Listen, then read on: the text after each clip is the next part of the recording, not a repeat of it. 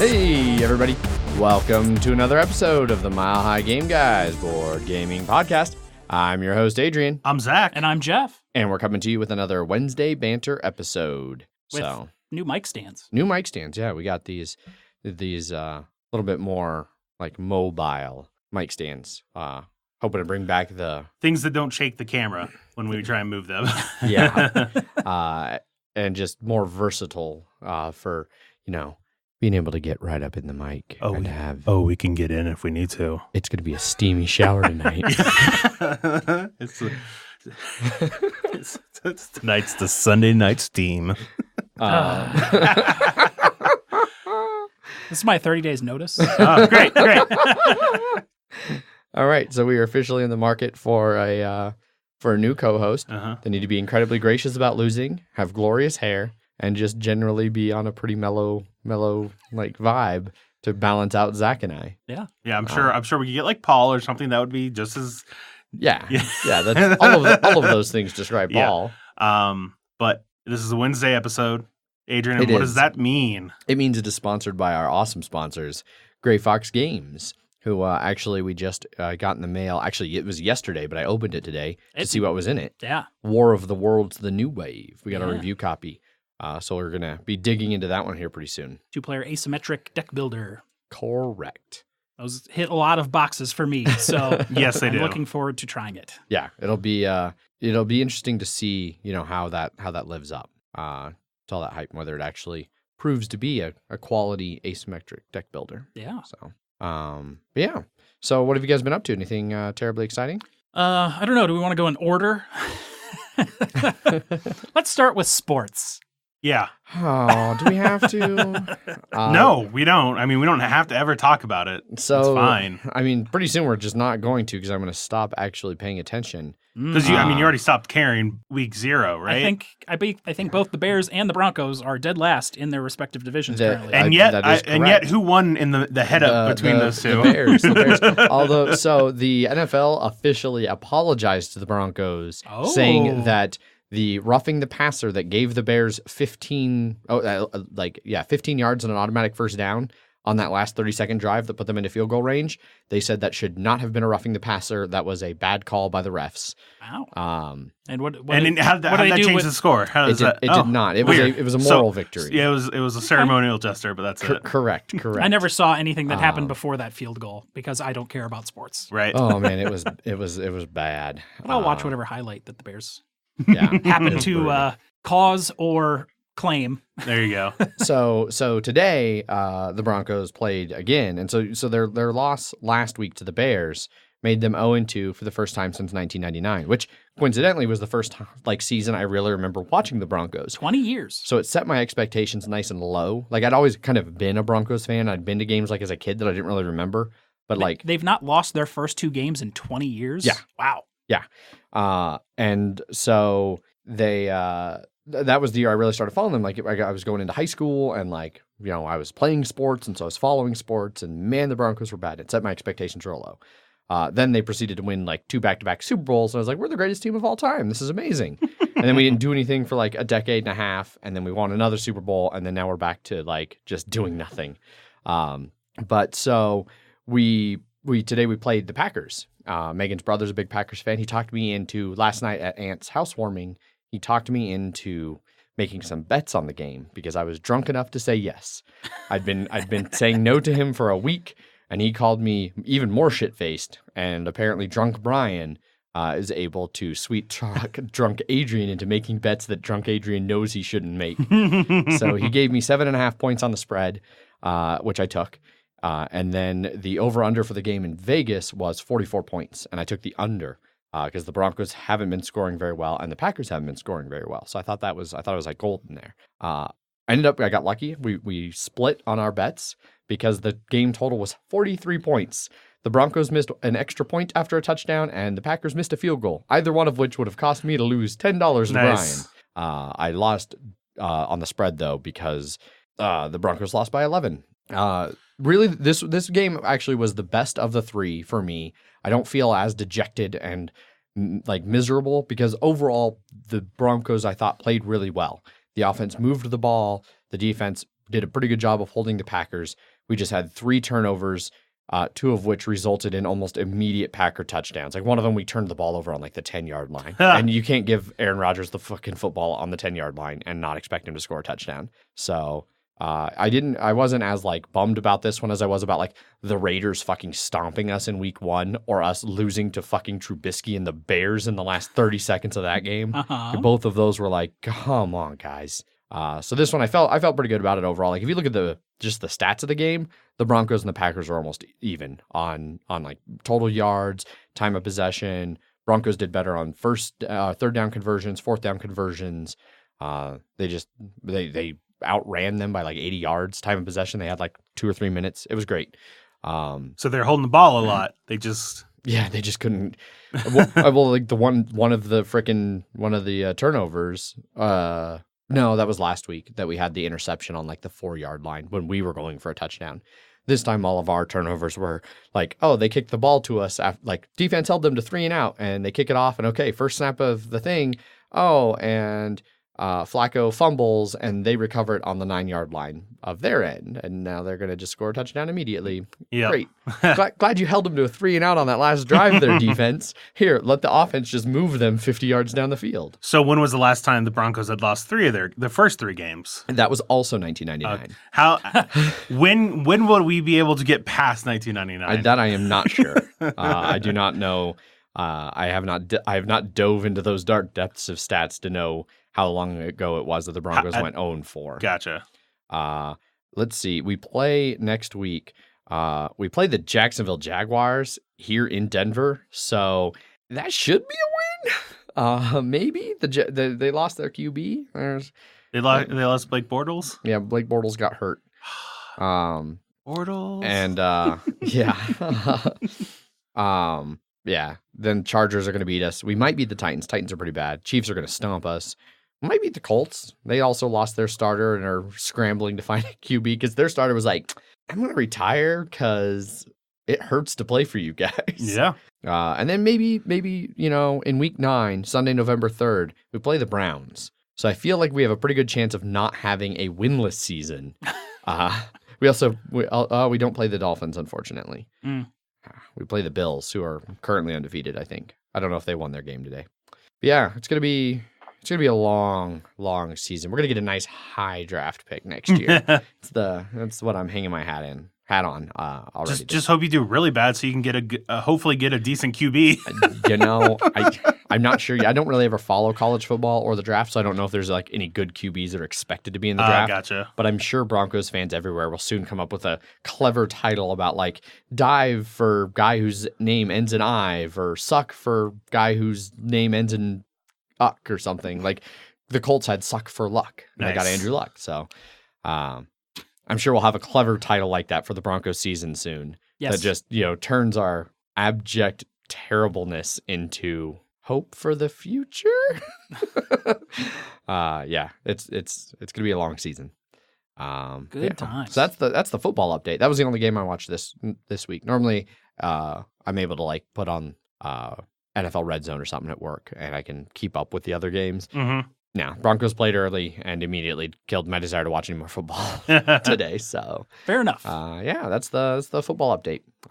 So that's the only thing of note in my life since the last time we recorded. So, what about you guys? Anything else you want to chime in, or do we want to start talking about board games and video games and games related things? That new Apple Arcade rolled out with the iOS 13, and I've been very much enjoying some of the apps that are on there. So have I. It's like playing apps before microtransaction, free-to-play, free-to-start garbage was all that was on the App Store. Yeah.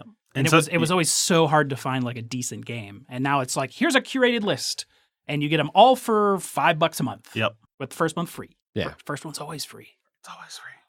It's $5 is low enough that you'll just keep forgetting about it, and then it comes up, and you're like, $5, okay. Yeah, and I mean, I've probably gotten $5 worth of games out of this first free month already. Oh yeah, so, definitely. There's been some really enjoyable ones. Like What the Golf, which turns golf upside down, sometimes literally. Yeah. Okay. It's like you'll do. It's like kind of like pull and shoot, like golf game. So the first one is like that, and you hit the pin, and then the second time you do it, it looks like the exact same thing, except this time the entire dude flies off like a golf ball. And then you're flicking him, and and then it's like the club, and then sometimes it's like the pin itself will move instead of you like trying to hit the ball, or the arrow itself will move. So, and this is fun? Yeah. It's just super weird stuff like that. And this is on the curated list of Yeah, games. yes, it is. It is also available on other platforms, but yeah. And then it's super. It's got a great style. I've been liking that one a lot. Yep. And then Grindstone, which is sort of like a not quite Bejeweled. It's the one where you can drag through like the same color of stuff until you can get all of it that you can in a chain. But then if you do 10 or more, you get a little gem, also known as the Grindstone, that you can then jump to a different color, and then you're just kind of doing all these big combos. You're like a big bulky dude in the middle of like a forest or a frosty mountain, working Ray away on the mountain to kill monsters and get grindstones. Gotcha. Right on. And it adds more stuff in there. But Yeah. it's starting to get to that point where it's like, this isn't fun anymore because all of these combos are super small because there's 5 different types of creatures on there, and like it has after in the second area has become like I would say the 25th level has been like, nah, I'm sort of done with this now. Yep. Well, hey, that's a good thing is that you can try it, and then you're like, all right, I'm done with it. Yeah. On to the new one because it was like 100 games or something. Yeah. It's like, So. this isn't fun anymore, and is just, I mean, it's a challenge, but the challenge isn't fun. Yep. Gotcha. That's not a mountain I need to climb. No, That's fair enough. I started playing Cribbage with Grandpa's. Nice. I was sitting around working. I was like, oh yeah, I wonder if that's on Android yet. And it is. Mm-hmm. And so I started playing that. I won my first 2, and then I lost 1, and then I won 1. So I'm 3-1 against 2 different Grandpas. Okay, and what's the difficulty that you're playing on? The first one I just did the basic, like, right in the middle difficulty with Muggins, which so far I've only lost 1 Muggin for. It was a pair. I suck at remembering to score my pairs. Then the next Grandpa I made, because I won that one pretty handily, the next Grandpa I made, I bumped his difficulty up like 1 or 2 notches. He's still not maxed out. Well, yeah, it's 5 out of 5 for max difficulty, so you're probably at 4 out of 5 then. I feel, yeah, maybe. I don't know. I felt like there was more on the app, like in the notches below. Yeah. But that one, I beat him the first time, and then he was like, oh, well, we should play again, and like had some Grandpa saying about playing again. And I played him again, and he beat me. And he was like, do you want to make it 2 out of 3? I was like, yes, I do. And then I skunked him. Nice. And it felt real good. Yeah. Felt real good. Yeah, my current grandpa is a sad grandpa. And so he's always just like Like a sad clown grandpa? Like no, it just seems like he's lonely, and so I'm always just like, yeah, I'll play again with you. I did my grandpa's, my first 2 I custom made in honor of my actual grandpa and his brother, who recently passed. Gotcha. The brother, my grandpa passed like a long time ago. But even though I don't think either of them played cribbage, but it was like, well, I'm making grandpas. Look, I didn't think my grandpa did until he somehow found out that I liked cribbage, and he's like, oh, I love cribbage.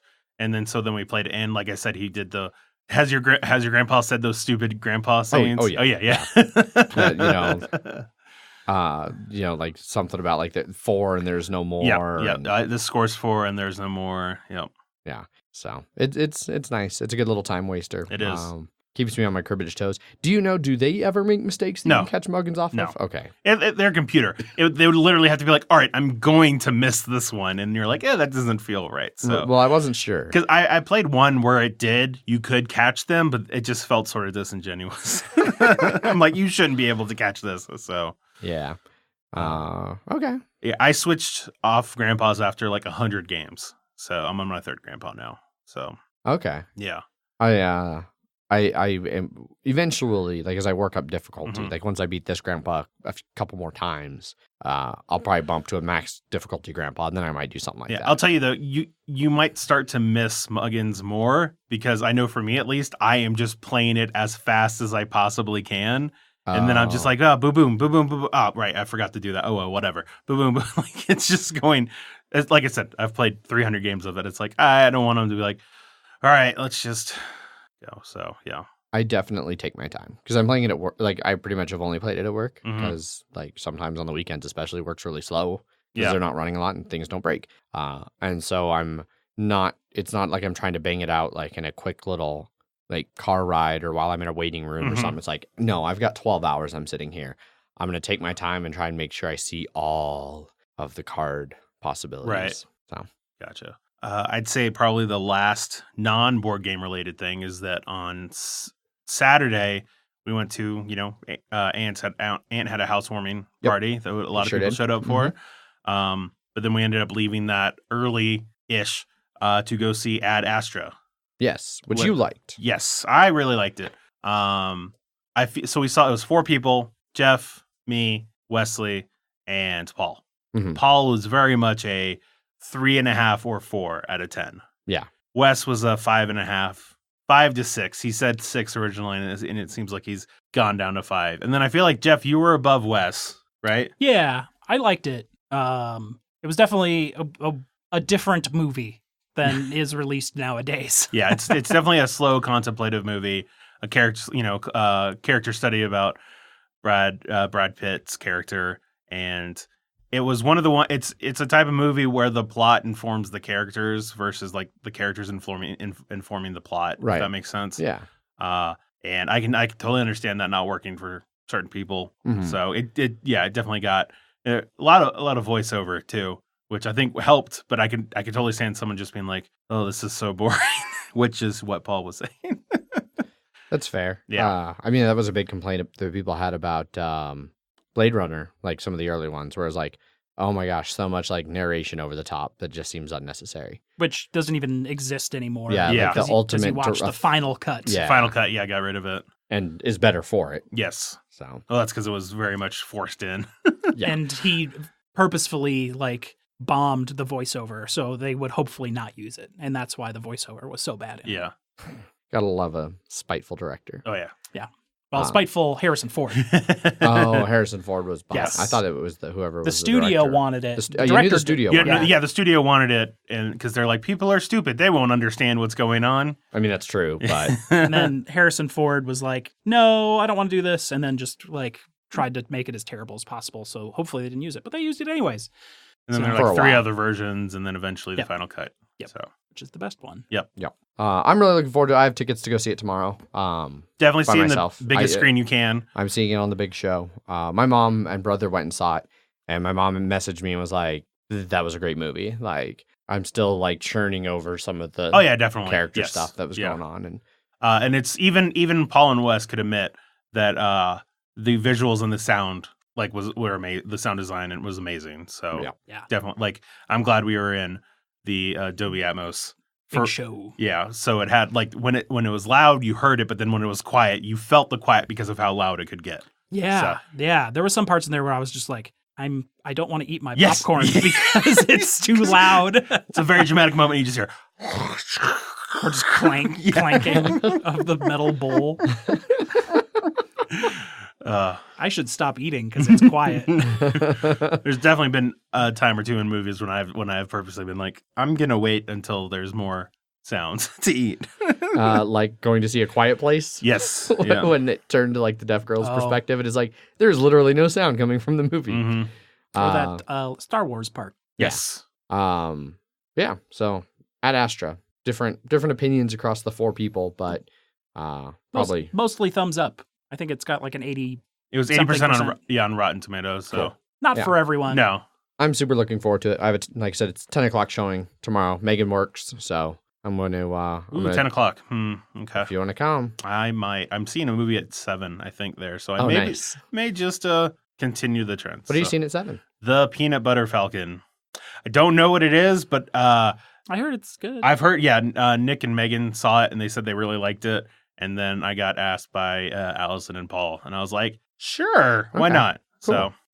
Yeah, Megan and I vaguely thought about seeing that. I saw Hustlers, which is aggressively okay. So It had some moments, but overall, I mean, was it funny? I had heard it has funny parts. Okay. Like there's definitely it alternates. Like there was even definitely some parts that when they got serious about it, they did a good job, showing how some of these girls were like struggling. So if you don't know the story of Hustlers, like it's based on a true story where some very high dollar strippers in New York who used to make a lot of money off of Wall Street guys, the market crashed in 2008 and everybody stopped going and spending money because everybody lost all their fucking money. And so they were struggling to get by, and they decided they started like going and meeting guys at bars. Like they'd go to like Wall Street bars where they knew wealthy people were, and they started like getting good at identifying the wealthy guys. And then they were drugging them and taking them back to the strip club where they'd worked out a deal with the owner where they got like 10% of the bill, and they would just rack these guys' cards up while they were heavily, heavily drugged. And like the movie does a good job, I think, of like being like, what they did was wrong, but also the guys they did it to are fucking scumbags. And like, there's one guy that they have in the story where he's like, he wasn't a scumbag. And then that's like when everything starts to kind of start collapsing. Is when they start fucking over like Regular guys who people, aren't dicks. Yeah. But it was pretty good. I can't remember the art because it's got a bunch of like rappers and stuff who have parts in it. Like Lizzo is in it. And then the other one, Cardi B, is in it. Fuck me, Cardi B has an annoying voice. She's not in the movie for very long, thank God, or I probably would have liked it a lot less. But holy shit, her voice annoys me. So yeah, there you go. How dare you? Yeah. So it was okay. I think that pretty much wraps everything up there, though, and we can probably talk about some board games. Sounds good. We don't have a whole lot of them to talk about, so should be relatively well. There's a Kingdom Death Hour coming. So. Yes, there is. Before we go to that, I'll start this one because mine is a game that a few of you probably got to see on the stream if you tuned in. I played Tapestry twice. I played it Wednesday night at game night in a 5-player learning game, and then I played it on the stream on Friday, the 4-player game. It's good. I like the actual gameplay. I'm not entirely sure how I feel about the faction balance. I want to see it play at a couple different like player counts and like some different mixes of those starting Civ factions because they are heavily asymmetrical, and definitely some of them do just cut the legs out of other ones. Like, we found out on Wednesday I played the Futurists, and it cuts the legs right out from under the Architects. Yep. And there's another faction that's the Chosen that are heavily based on like being ahead of other people on tech tracks. So on the achievement tracks, the Futurists get to start off on step 4, advancement tracks. Sorry, on step 4 where everybody starts at 0. So and if Futurists play with Chosen aren't going to get any of their income scoring because the Chosen they want to be the highest up on those advancement tracks. Yeah. So there's definitely some concerns there. I mean, they even have Stonemaier has on their website, like they encourage you to log the results of the games you play so they can start to identify balance issues, which seems weird. They do such huge blind play testing. I would have thought they would have identified that already, but I guess not. I don't know. But yeah, core gameplay I kind of like. We're going to play it a couple more times. I really want to try a 3-player game on the smaller map and see how tight that feels. And we'll go from there. We'll do a review soon. Because on the other, like the 4 to 5 player map, there's 6 little starting islands. 6 spaces for it. Yeah, so that's weird. It is a little bit weird. Because you don't ever really want to go to those empty spaces unless you want some like really, like you're not exploring and you just need somewhere to conquer. Like, and then you can conquer with the warplanes and then conquer like the little spaces next to it without much issue. Yeah. But I haven't been able to like run out of space around me with even just a tiny amount of exploration. I did like how the factions, like some of them cared about, like you said, they're very asymmetrical, but some of them really focused on the outposts. Some of them really focused on certain tracks. Some of them focused on your capital city board. Some of them focused on the actual civilization part. I liked that those were varied. It wasn't like different flavors of the same thing. Yeah. Mine was, I care about this other board and not my capital board, very similarly to the Nomads that we played in that first game. Yeah. Except the Architect seemed way better because you didn't just get a free resource for putting an income building out. You got also a free resource for just putting 1 out. You didn't have to put 2 out. Okay. You didn't have to fill with like both spots to get the free resource. Right. Yeah. I guess if you went real hard conquer, and then you scored multiple conquers. But. Yeah. Well, because there's like the militants were all about conquering things, and the isolationists were about conquering things, but away from everybody else. And they instantly filled whatever they conquered. Yeah, if they conquered, which was a part of my downfall in the stream, is I got some spaces by not conquering, and so I wasn't able to defend them. Yep. Womp, womp, womp. Yeah, because you got more points. What was your little points track at the bottom? So the number of contiguous terrain. That's so, right. Like, it was like 8 points for one. So you start with like 8 points. And then it went up, or maybe it was probably a little lower. It was like 4 or 5. But I think it was 8 for what you started with, because you had 3 green just to start with. Yeah. Right. Yeah, but I was only on one of them. Oh, I see. If I got to all of them, if you get to 3, so the 3 green that I start with on that section of the board, I get to 16 points immediately. Yeah. So 2 conquer actions, and I'm already plus 16 for endgame scoring. That's pretty decent and that's is that just endgame scoring or every income? No, it's just endgame scoring, right. which kind of holds it back because some of the other ones that like can really rack up points every round scoring. Yeah. And I'll definitely say it's a game where, especially near the end game, making sure you have exactly the amount of resources you need to do certain actions is a pain. Because I know my downfall was I wasn't getting to Jeff. I knew that. No one was. But I feel like I had a better chance of getting maybe to where Leander was. Yeah. Right. And I had planned out my last couple actions, except I had forgotten I needed to do it was the science. I needed to do science would let me go up on tech, and then I could spend stuff to go up on tech, and then spend stuff to go on the science. But because I accidentally did the tech first, I couldn't do the second science that I needed to then get me. And a lot of those science ones are like move up other spaces to let you do and basically move up on the very like near the upper tier ones, which were really good. And I had like 4 planned out that all of that was going to let me do that because I fucked up and went up on tech first. I was not able to do any of those. Yeah. And I was like, God damn it. Yeah, Still got third. That's a bit rough. Oh yeah, I mean I still beat Adrian by 1 point, so I'm okay with that. Very close to it. That was the worst. I more than doubled both of your scores, and then probably 50% more than Leander. Yeah. It was a dominating victory from Jeff. Well, it is what I found funny too is that like when we first played it, when it was just a 2-player game with me and Jeff, I won by 1 point there, and then Nick on the Slack was like, "Well, that's not a good sign to him because it means you could do a wide variety of things and it comes out roughly the same."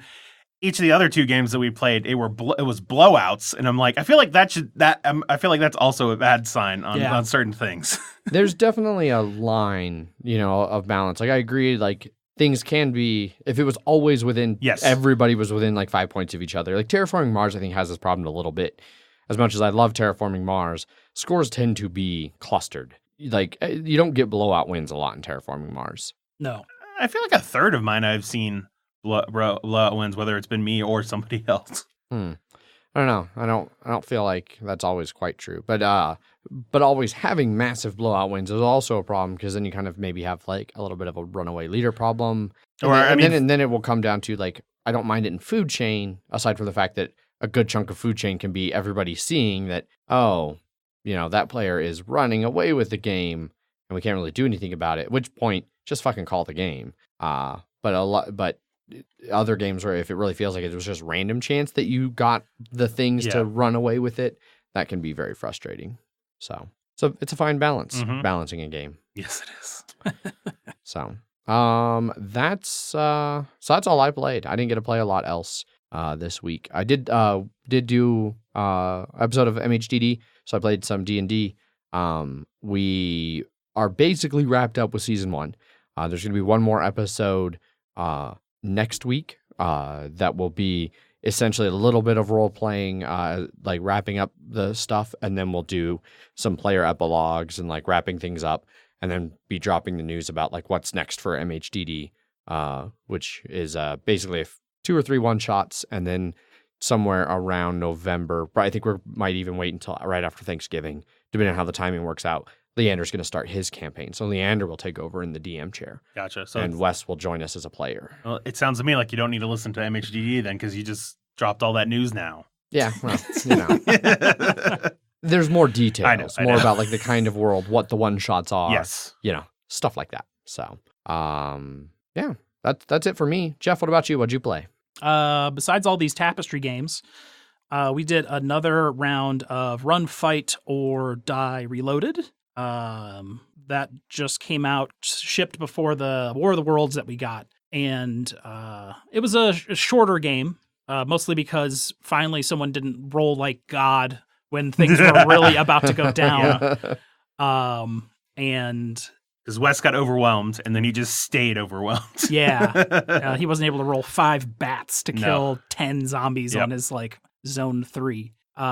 It's still neat. I don't think I was able to roll any of my special powers that whole maybe once. I think I only did it once or twice with mine too. Yeah. The mutant zombie came out finally a little earlier, but we still didn't wipe him out before the end of the game. No, you did. You got 3 gunshots. And that's you're just right. like, I'm just going to shoot him 3 times. Because you get 0 to 2 points off of each like health token that you pull off of him. Yeah. I'm also being informed that Wes did not roll even 1 bat. That is correct, yeah. Hot update. Yeah. Not 1 bat. No gremlins. No gremlins 2 at least. Just thinking, he drips in concrete, then he flies up and then turns into a gargoyle. Yeah. Genius writing. I mean, if you check out the Key and Peele skit, you get to see the writing room for Gremlins too. Yes. So. Oh, I'm going to need to go watch that. That sounds great. Oh, it's hilarious. It's real. I just saw it the other day. Yeah. Mostly because Red Letter Media did a review of Gremlins 2, and they both really liked that. And the only reason I saw that is because Warner Brothers took it down with like a copyright strike for some reason, but then they got it back up like later without the strike. But it was entertaining. Okay. Gremlins 2, Run, Fight, or Die. Yep. Run, Fight, or Die is a fun, just easy, light dice chucker, Yahtzee-esque, similar to King of Tokyo. Mm-hmm. Okay, cool. Yeah. What about you, Zach? What'd you play?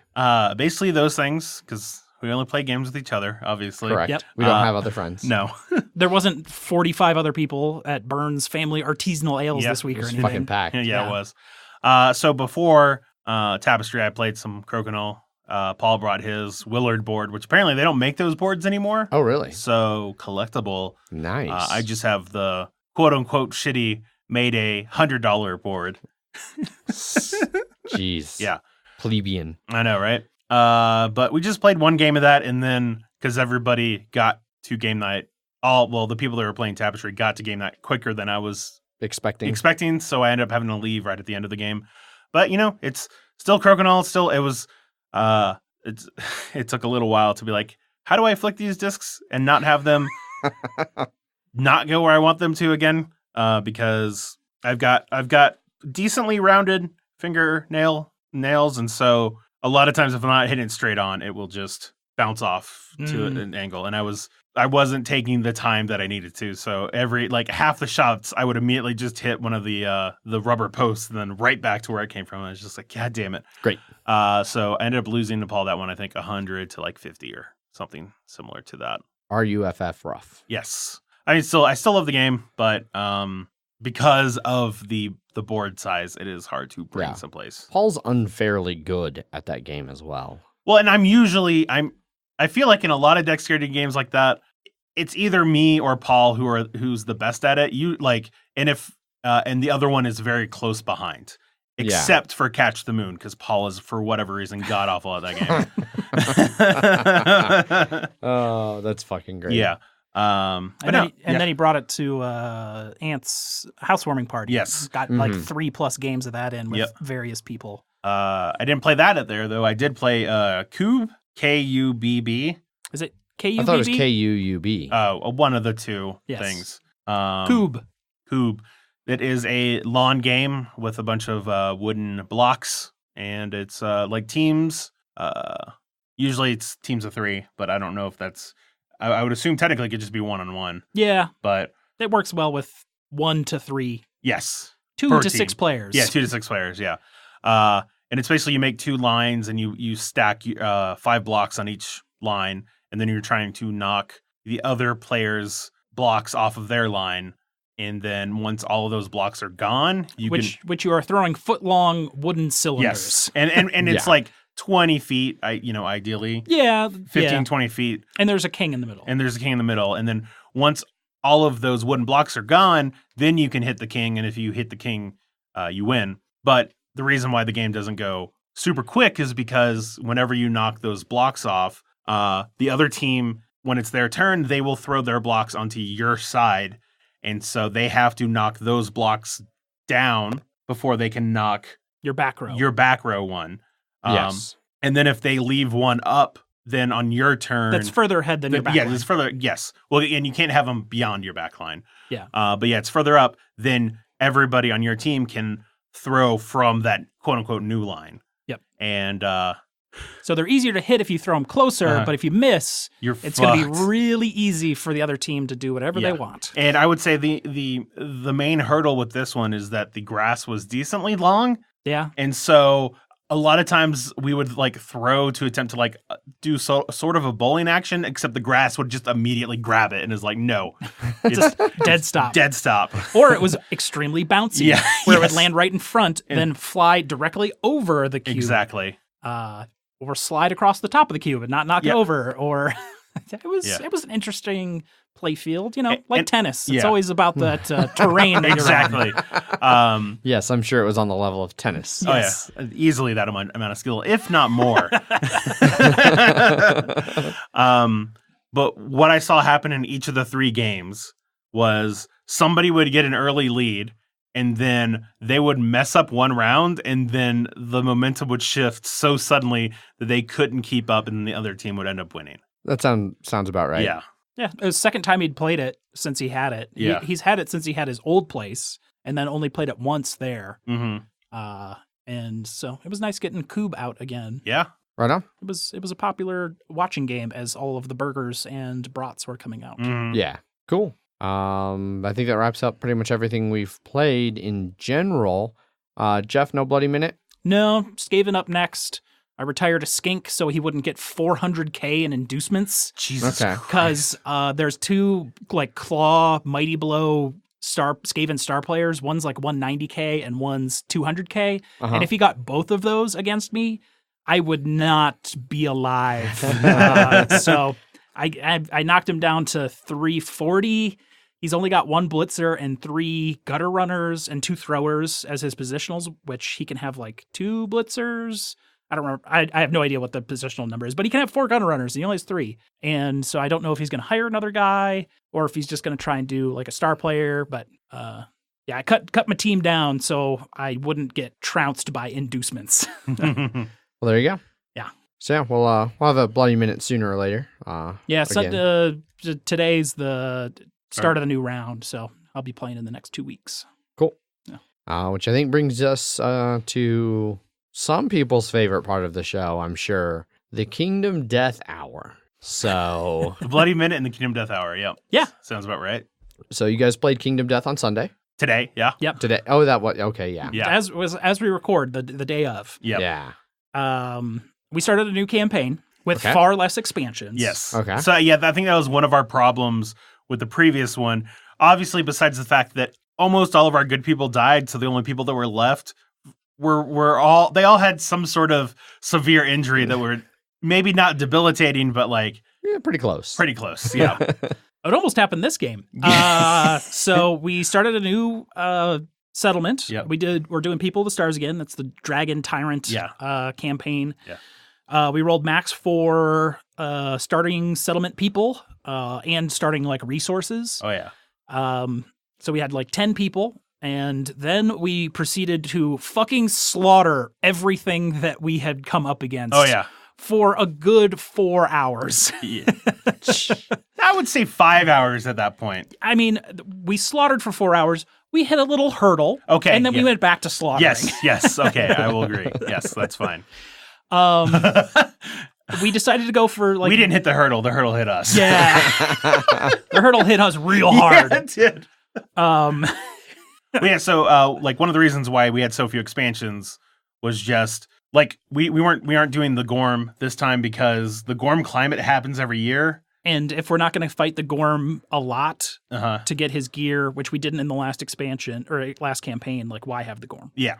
Fair enough. Same with I like guess. the Slender Man is that like he'll just appear out of nowhere and then make you fight him, and his level 2 it can really fuck you up. And so we're like, yeah, we don't really want to deal with that now. Just gonna pass on that. Yeah. Yeah. So our first one was, a regular lion that we ended up ambushing it because it had a dead monster next to it. Yeah. The dead monster's cool because if you roll well enough on it, you can just pull a resource out of any deck, like in the game for resources. Okay. We never got that. But it's nice because normally he will like you'll surround him, but then he'll attack you first. But he has killed something and he's eating it, so we can start wherever we want. And which we later found was incorrect. We could have literally started anything wherever we want. Oh, all the wow. terrain, the monster starting position, our starting position, everything can go wherever the fuck we want on the board if we ambush a monster. Yeah. Which we had never played before. No. Like that. We just did it. We went first and could place where we wanted to. Yeah. But we started doing different weapons because we've been doing the same fucking weapon things over and over. Like I've been spear for way too long. I'd been guitars for way too long. And I tried to go other things in the last campaign, but kept dying over and over, so I never got any weapon specialty. Yeah, specifically you're trying to do the axe, and every time you just either wouldn't hit them or you would die. Or your character would be so injured that you couldn't use it. Yes.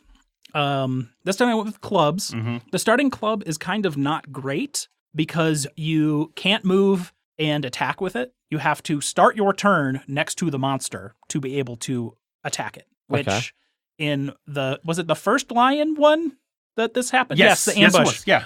So we started next to it. I went first. And then the lion never moved for the rest of the fight. Nope. It stayed in that exact same spot. And I didn't have to move, and I just kept just bashing it over and over and over and over. I was there stabbing it with my dagger over and over again. It never moved out of its starting spot. Nope. Great. So we killed it, unsurprisingly. Quite quickly. Yep.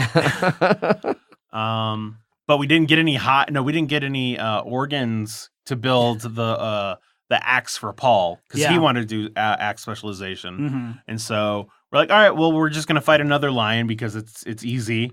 And that went quick as well. Yeah. And on the hunt as well, we got this like white lion cub that we saw in every lion hunt, I think. Yeah. That we can roll on a table and like... Well, 5 through 7, the lion just appears and we start fighting, and we don't have to do the rest of the hunt. Because what it is that you find just a random lion cub, and it's like you can kill it if you want and get a resource, but then there's a chance the mom will come, or the mom will come and be super angry.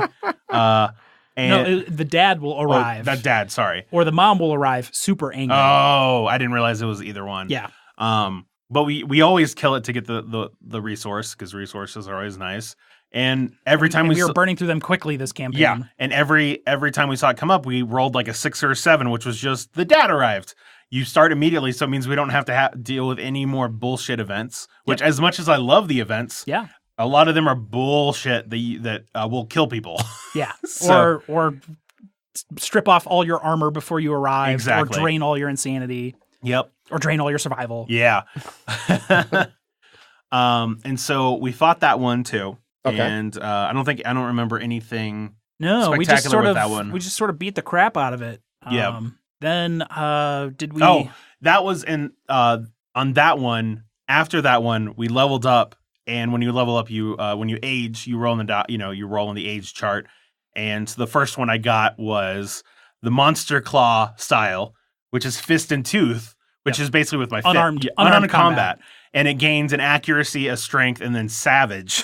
Which, if it crits on a wound, it does an additional bonus wound. Yeah, and with Fist and Tooth, you start with an extra luck, so you have... He's critting on 9s and 10s yes, anyways. Exactly. And then we gave him another luck, so it was critting on 8, 9, or 10 now. Yeah, and so that meant that anytime I would crit, which was, 30% of the time... We were critting the shit out of everything all game. Yeah. Except Paul. Paul was rolling 1s all day long. Way to go, Paul. Yeah. I was rolling crits like crazy all game. Like in that first one where I was just bashing that lion over and over, it was just crit, crit. Yeah. Which like knocks the monster down or gets free resources. You cut off part of its balls, Yeah. As you do. We had the lion testes multiple times. We It's- never did crit on the lion Nope. testes all game. Unfortunate. Unfortunate. Yep. So then after the third time fighting that, we had to fight the tyrant. Yep. The dude in the center of our village comes down and we fight him. He has a bunch of hit location cards that are like tests that actually give us bonuses if we wound him. But they're harder to get if you don't have any of those. Yeah. Because he gets more toughness the more of the dragon constellations you have on you. See the guy with like a weird little halo thingy? Yes. Yes. Okay. I've got images going. Gotcha. Yeah. He was pummeled significantly. I think I got 3 of those like dragon trial traits Yep. in that one fight. Yeah. I got 1. I remember Paul was the first person to try and get it. He ran up to him and then Paul missed and then he just sort of swatted Paul away and just knocked him 5 back.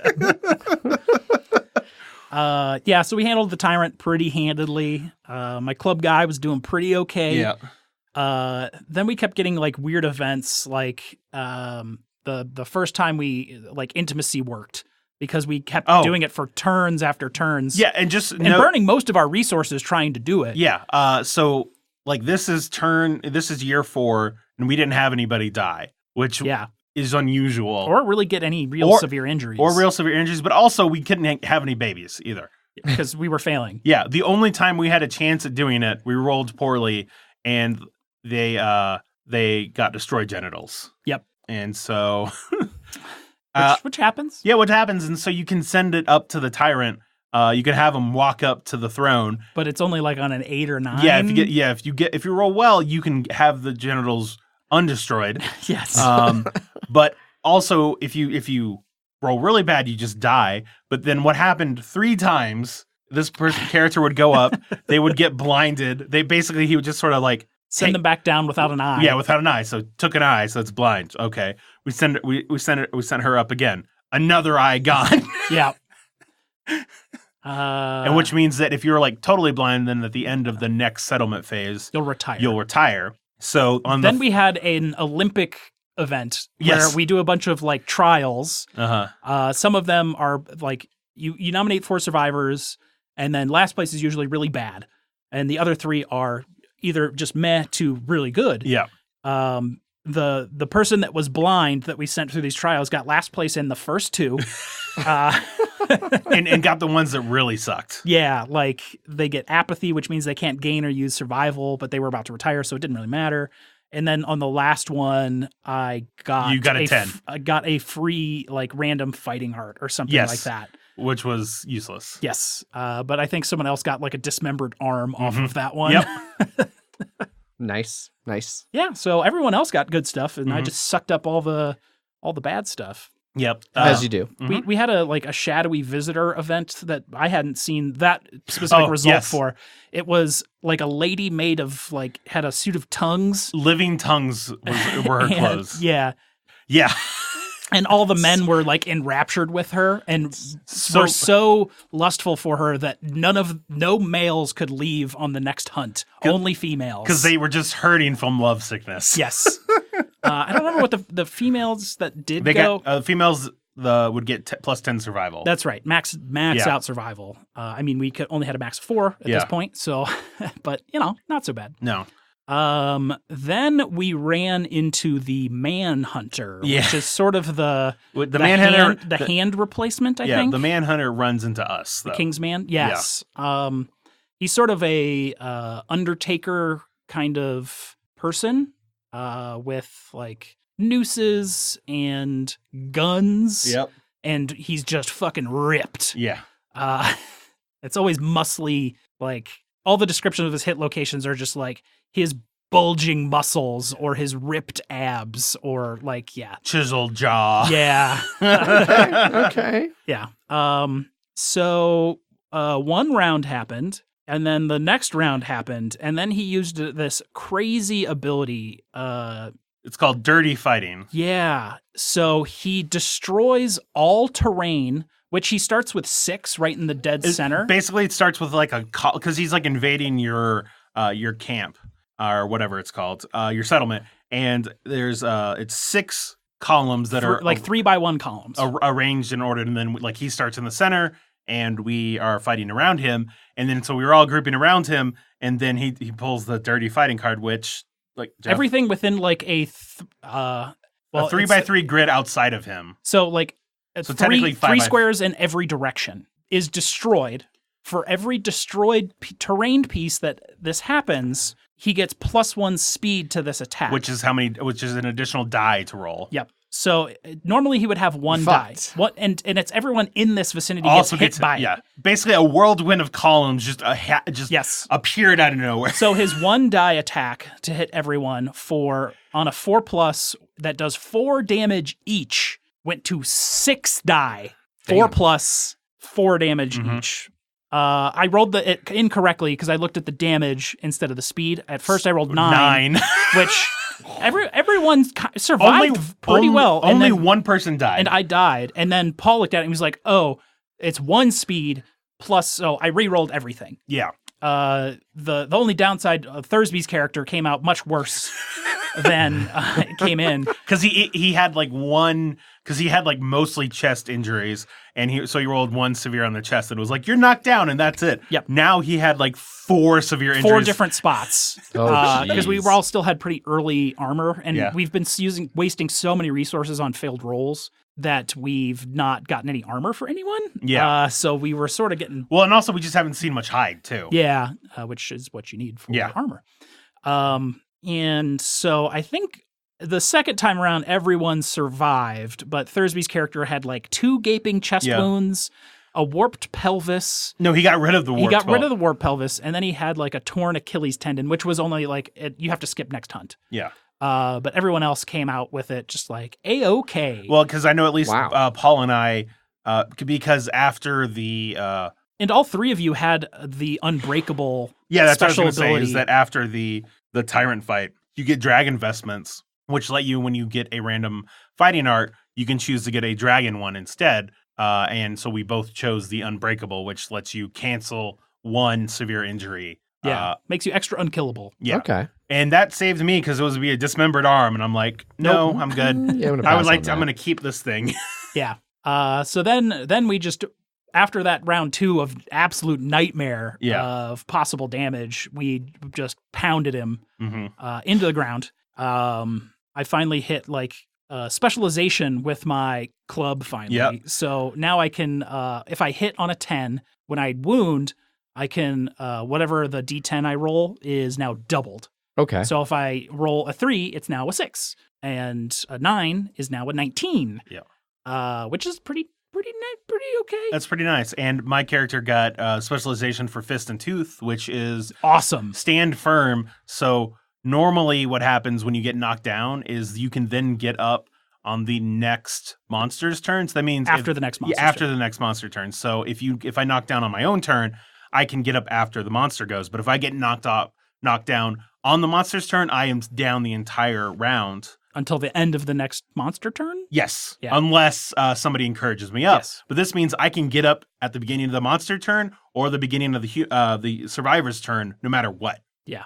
So that means like and if you hit mastery, everyone in the settlement for the rest of the campaign gets that. Yes. Okay. Yeah. It's pretty nice, especially for certain ones that'll be like, hey, that thing on the ground, I'm going to go murder the shit out of it. Yeah. You're like, nope, I'm up. Sorry, Bo. or things like Prey, where if you end next to it, you get knocked down. Oh. You can just stand right back up. Oh, and I just remembered from the Manhunter fight. Oh, yeah. I got the Prey disorder. Because he stares at him and he's like, I'm scared. No, so what it was is that, so the Unbreakable, it's not like just immediately ignore. It's you ignore. You get a random disorder. But I got Prey, and then the first attack I did to the Manhunter, I crit him, and it said like, hey, if you have Prey, you no longer have Prey. And I was like, yeah. And then you get something good from the Manhunter or something. Yeah. We crit him a bunch and fucked him up. Oh, yeah. Is what we did. And then after that, we did like a couple screaming antelopes, pounded those into the ground. Nothing too spectacular happened on those. Thursby's character that had a really bad disorder where he couldn't use anything sharp for weapons. So basically he could only use like Fist and Tooth or clubs. Yeah. But he was wanting to get a severe injury because he has Unbreakable, Uh-huh. which he would get a random disorder, which if you get a 4th disorder and you already have 3, you can replace one of them, and he could replace the one that lets him not use his weapons. Okay. But he has Hoarder now instead, which means he steals a resource when you come back from any hunt. Which, that's not the worst, because, like, you get to choose, so usually... We've certainly not used characters that have had Hoarder Yes. before, but usually they weren't as good as this one currently Yeah. is. Usually if it's a base character with just Hoarder, then it's like, no, we're not going to use it. But it's like, oh, this is a good character, and now it has Hoarder. Yeah. Then we can just wait for him to get another disorder, then you get rid of Hoarder, and then it's fine. Okay. Or if you're Paul, if you have any disorder, no matter what it is, you're a useless character and you may as well put a bullet in its brain. Seems accurate. Just every time anything happens to any character, restart the campaign. Everything's not perfect anymore. So the final thing that we fought... We wanted to do a level 2 lion. Thursby only had like 35, 40 minutes. So we wanted to do one real quick, which we got the Kuub again, which on a level 2 lion is amazing because the hunt events are long and bad, and we have to go through overwhelming darkness, which can... None of us were we didn't have Song of the Brave, and nobody had enough courage. We probably we could probably do a lot of Path of the Insane. Yeah. But thankfully we pulled the Kuub again and just boom, right back into the fight. Yep. It got ground fighting like turn 1 or something like that, which means no. We got a card. It was the card before. It was the card before Kuub. that hunt event. Yeah. A hunt event gave him ground fighting, and ground fighting is a mood that he starts with, where basically every space around him, if anyone activates in there or moves into there, you can move into there. It's just activating. It'll like automatically attack you. Yeah. So it's like fine with you standing right next to it, but as soon as you try to attack, it would then attack you with like +2 damage and a speed. Yeah. And be fucking annoying. But what it gives us is literally infinite turns. So we sort of take 10 and just sort of line up perfectly. And then someone with a ranged weapon like bone darts will just roll. And like before, when we only rolled 1, we just like, you automatically hit. Like we don't even have to roll. We'll just draw a hit location, but you do have to wound. He failed that. No, he drew the trap. Yeah. So basically what happened is someone would attack him with range, and then he would end up fucking with them. And he grab somebody and then run away, but then go back to ground fighting. Yep. So he'd like, I gotcha. And then he's just back on the ground. It's like, I'm ground fighting again. And then we're like, okay, well, I guess we'll walk back over here. Yeah. So we reset back up. Then it succeeded that time. And then I think I went first because I had the big club. And he was right next to it. I hit unwounded on the first one. Yep, you hit his chest. Yep. The chest I crit on. So the crit on the lion's chest is roll another D10. And you rolled it? And I rolled it, and I rolled another 10. If you roll 10-10, it is immediately killed, and you win. Great. Yep. So we had about 2 turns of setting up with the ground fighting garbage, and then I crushed its chest cavity in with a club. Well, that's what happens when you're a lion cub and you roll over on your back to... No, it's not. No, we killed the cub already. Yeah. This was the dad. Oh, I missed that. Yes. I'm sure he watched some MMA, and he's like, I know there's some like ground fighters. I'll be on my back. It'll be defensive, and then let's say someone hits you with a 4-foot-long club in the chest while you're on the ground. So yeah, I think that's the only time I've ever seen any of the like. There's a whole bunch. Like each monster has like death blow something where you can kind of crit. Right. And a lot of times you have to have a specific weapon. Like the antelope, you can crush its throat in with a club. Yeah. If you're using a club, and if you crit again, you just immediately kill it. Yeah. Okay. Or it survives a turn and then dies or something like that. Okay. But this was the first time we've ever just done insta kill. And doing on a level 2 lion saved us a lot of hassle. Yes, it did. Because they're not the easiest things to kill. I could imagine. And so the last thing that we had with that was a story event where the Dragon King arrives, and then so we can fight him if we want. And what's nice about that one is that whoever you nominate a survivor and they get the destined disorder, whoever that happens to also gets acid bombs, which give you 1d10 when you're fighting with tooth and claw. So that obviously my character took it. So now when I'm attacking, the strength that I'm rolling with is 2d10 instead of just 1 per hit. Per hit. Nice. Yeah. Now we just need to get you accuracy so Yes. you can actually hit things. Because I think you're still hitting on a 7. It's normally 8. I have 1 accuracy, and then Okay. if I'm behind him, it's a 6. Yeah, that's So not terrible. That's not terrible. No. And I'm rolling 2 dice. Speed and accuracy. Speed would be good. Yeah. Yeah. Cool. Yeah, and that's where we ended. I crushed the shit out of that level 2 lion. Right on. Yeah. Definitely our most successful one so far. Should say through this campaign, we have not had a single person die yet. Yep. We have not been able to do like our principle of death because no one has died, so we have not been able to figure out The one that we wanted to die just got blinded and is now just going to retire. And so it's like, you're just useless, just sitting there. Yep. What's going to happen is we're going to get that like elders thing where like the retired person can go back out on a on a hunt. A retired person must go back out Yeah. in the hunt. Yeah. Nice. But we need like one more population. We get our principle of society before anyone has even died. Yeah. Ooh. Yeah. That's Kingdom Death. With Kingdom Death Hour wrapping up, we're able to move on from our entire banter and what we've been playing.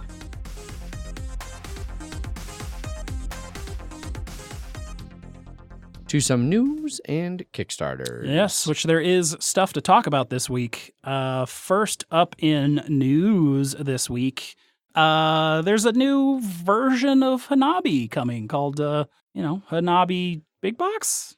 No, it's Hanabi Grand's Fuel, Fuel. which is like big fires. Big fires. Which I feel like we mentioned that Grand Faux? I don't know. No, I think it's French. It sounds French. Where's Alex from France when you need him? I'm sure someone will in correct France, us. I would assume. Probably. It's very late over there right now. Yeah. Or early, depending on how you look at it. So it's this is a new version of Hanabi that's coming out. It comes with little card stands, so you no longer have to hold the cards in your hand. Well, Now, it's not- and they're it- like little stick of gum sized. and yes, they thinned them down. Which when I first read thinned them down, I thought they made like the cards themselves thinner, and I was like, That seems bad. It's like tissue How? paper. It is now. You're drawing tissue paper. These are going to be ruined immediately. And then I looked at the picture and I was like, oh, they that kind of thinned them, width-wise, not thickness. So yeah, they're like kind of like stick of gum, real long and narrow. But they now have like a little what's the word Like I'm looking for? holder. Card holder. So you can kind of organize your cards that way. you don't have to have them in your hand anymore. Yeah, which man, that could make it harder because unlike the tiles, you don't have that third dimension, and like I do a lot Or of stuff where I have even like second cards dimension here and then even. here Yeah, and then yeah. here. Now it's just like it's just what order and then like flipping them upside or downside. I mean, It's I'm like, pretty sure at the very least you could put like one tilted on the edge, right? maybe. But yeah, It's going to have 3 modular expansions. The first one just sounds like, hey, those wild cards, we're counting that as an expansion. okay, sure. Yeah. Multicolored, 10 multicolored wild cards that count as any one of the game's 5 colored suits. Yep. Which you can also, I would assume, be able to play as just a 6th suit. Yeah. Yes, I mean that's how it works in the original game. Yeah. So you can have them be wild and it's 5, or its own and it's 6, or it's wild and it's 6. Yeah. So There's a new... so that's the Avalanche of Colors is what they're calling that one. Yes. With the wild ones. Black Powder's the next one. That one, you have to work backwards from 5 to 1. ooh, that's interesting. And it's a black colored suit. And then the final one is 5 Flamboyant, which So is every time you finish they're- a color, you they're get bonus tiles. You get a bonus. So you have like the bonus tiles like face down in the center, and you flip one of them over every time you finish. Or add a card from the disc. Jesus, that's pretty cool. Yeah, they seem very powerful. or give an extra clue. Yeah. Or more information about a card. Yeah. So yeah, being able to put a card from the discard pile back in the game could be very big. But yeah, so it's gonna release this November, and it's gonna cost €25. Probably about $30. And it's apparently this is different than the deluxe one we were originally talking Yes. about. Yes. Yeah. So there's also the second deluxe edition titled Deluxe 2. which there's no difference besides is the name. tile one, yeah. And so that one's back to the Mahjong tile one. It does include an expansion called Master Artisan that is 6 unique tiles, but it doesn't have a lot of information about how those go into the game. I have to tell you, playing with the tiles, I think that's my favorite version now. I could see that. I like the challenge also- of playing with cards and like having less control over the information, but I do really like playing with the tiles. They're both good. Yeah. The tiles work better with more players. Yes. For sure. And I don't Definitely. like playing that much. I don't like playing with two people. And with maybe less veteran Hanabi players. It's definitely good for teaching new players. Yeah. But yeah, so that's Hanabi stuff coming more Hanabi out in November. Yeah. We'll see how the little cards. I'm not sold on the little thin cards yet. Yeah, me neither. We'll see how those go. Yeah. Next up on news, there's a new Magic Maze on Mars, which I will now refer to as Magic Mars. Magic Mars. So they're changing a couple things, but it's basically a remake of Magic Maze using the same core mechanics, coming from sit-down games. Where you silently move characters based on player powers and stuff like that. And that one was like fantasy characters trying to get their weapons in a mall. Dwarf, getting their elf. weapons and armor before they like ran out of there to go. I don't know. They were stealing shit from the mall before they went on their adventure. So it has the same designer and artist, so it'll be very similar in those regards. But in Magic Maze on Mars, you are now taking on the role of robots who are preparing Mars for the arrival of colonists.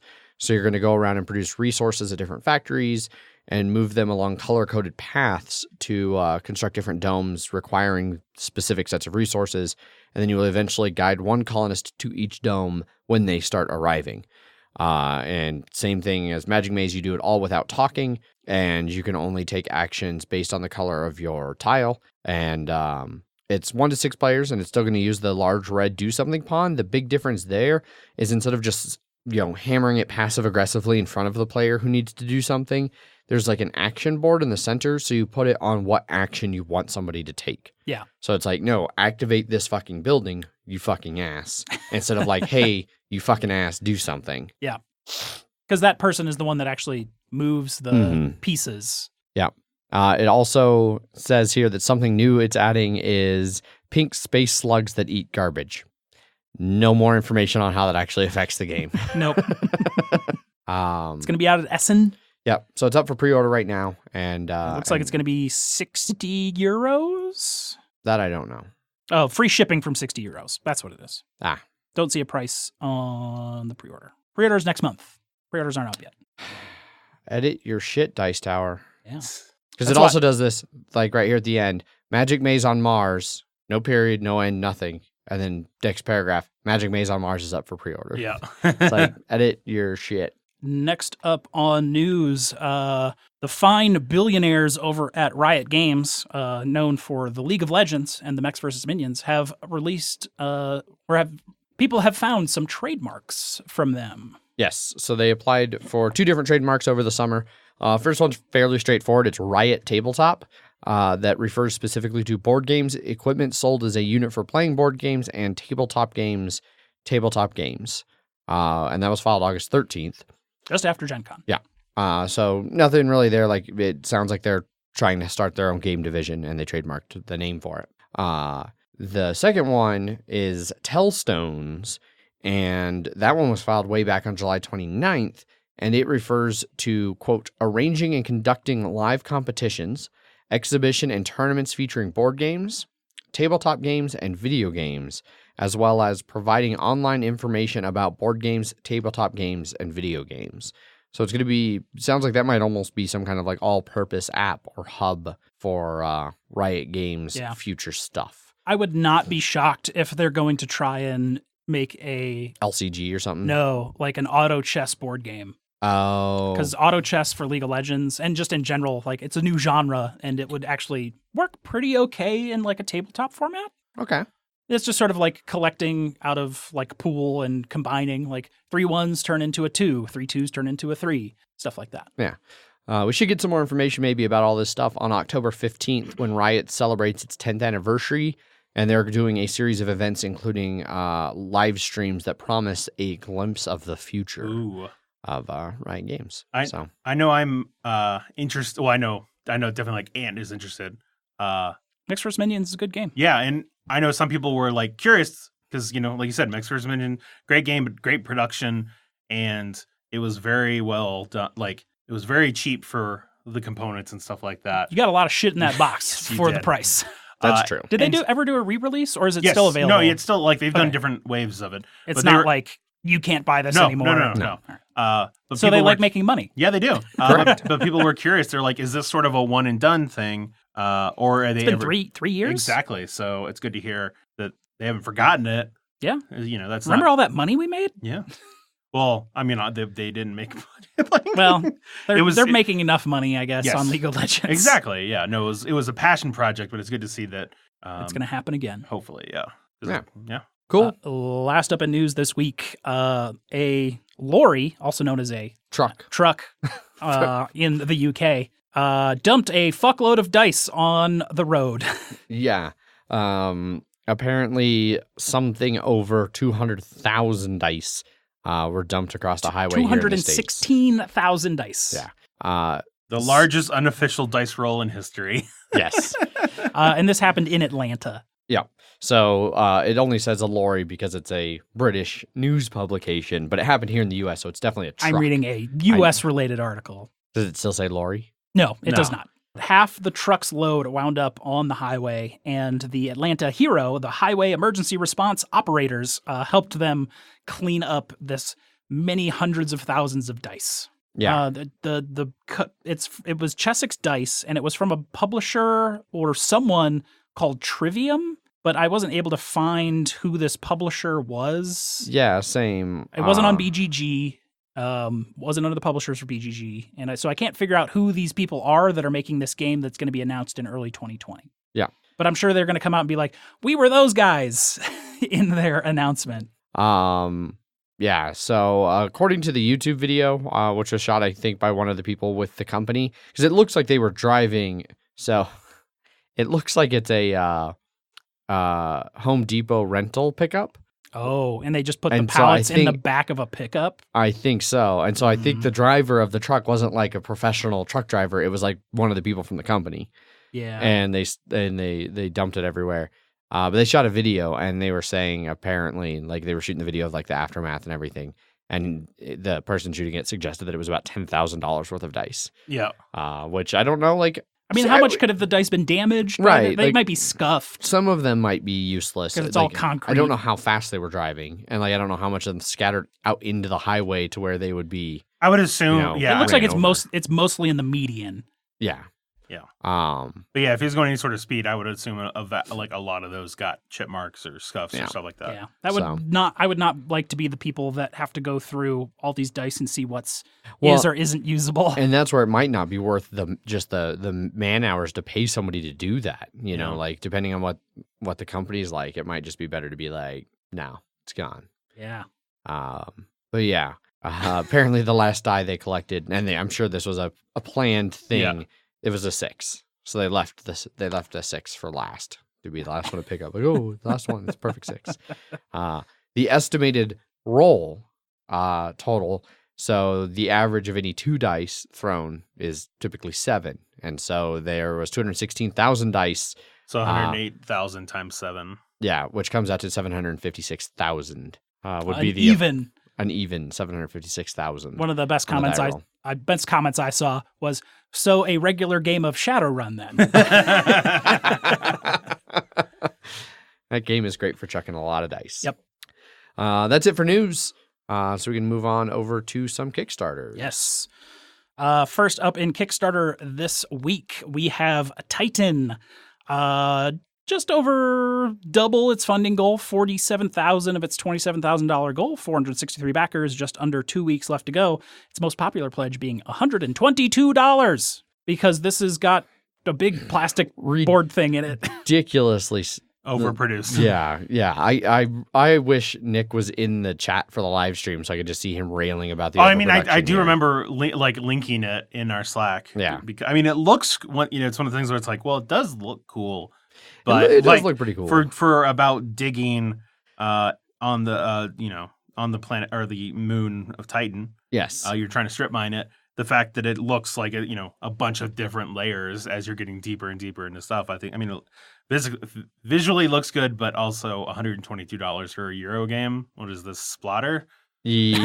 Right? No, because you actually get production value. Exactly. All production value, no game. Yeah. So anyway, Titan itself, like Zach said, takes place. You're an employee working for Stardrill, which is an interstellar mining company, and they sent you to Titan to strip mine the moon. It's an expert-level Euro game for 1 to 5 players that focuses on network building and resource management, and lots of player interaction to let you try and become the richest miner on Titan. So you show up with a ship full of rigs, pipes, drones, and everything else you need, and then you mine in the giant freaking 3D crater board. That's a 61-centimeter diameter board that's split into 6 different slices. Jesus. It looks neat. It does look kind of neat.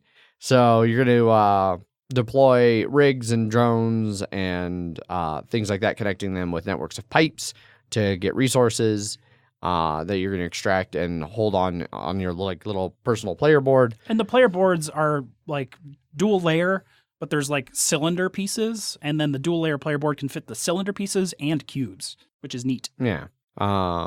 Yeah, and so you play for a while, and ultimately, whoever earns the most money over the course of the game is the winner. Comes with a bunch of stuff. Yeah, it seems like its 5th player and solo stuff is Kickstarter exclusive. Okay. But that seems to be the only thing on the Kickstarter exclusive currently. A lot of locked stretch goals currently, like the game soundtrack. Right. Interesting. Yeah, this could be neat. Yeah, I mean, it seems like it could be fun, but I don't know anybody who would buy.